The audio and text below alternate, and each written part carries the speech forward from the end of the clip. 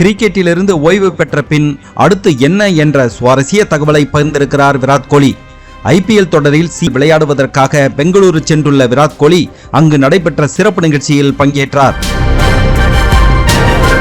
அப்போது அவர் பேசியது, விளையாட்டை ஊக்குவிக்கும் ஒரு தேசத்தில் ஆடவர்களை மையப்படுத்தி மட்டும் விளையாட்டை வளர்க்க முடியாது. இதனால் மகளிர் கிரிக்கெட் பிரீமியர் லீக் மேலும் வளர்ச்சியடையும்.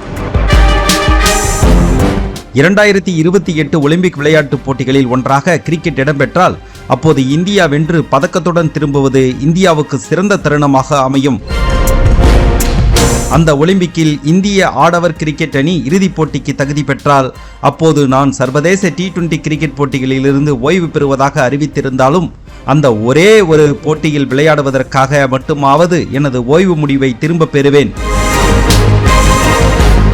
கிரிக்கெட்டிலிருந்து ஓய்வு பெற்ற பின் அடுத்து என்ன செய்ய போகிறேன் என்பதை குறித்து சத்தியமாக எனக்கு தெரியாது. ஆனால் இதே கேள்விக்கான பதிலை அறிய வேண்டி சக வீரர் ஒருவரிடம் இது குறித்து பேசினேன்.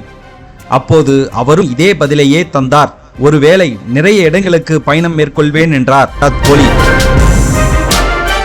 நடிகர் அஜித்குமார் நடிப்பதில் மட்டும் கவனம் செலுத்தாது கார், பைக் ரேசிங் செய்வதுடன் பல்வேறு இடங்களுக்கு அவ்வப்போது சுற்றுலா செல்வதும் வாடிக்கையாக இருந்து வருகிறது. இந்த நிலையில் அவரைப் போலவே தமக்கும் பயணம் செய்வது பிடிக்கும் என்று விராட் கோலியும் சொல்லியிருப்பது கவனிக்கத்தக்கது.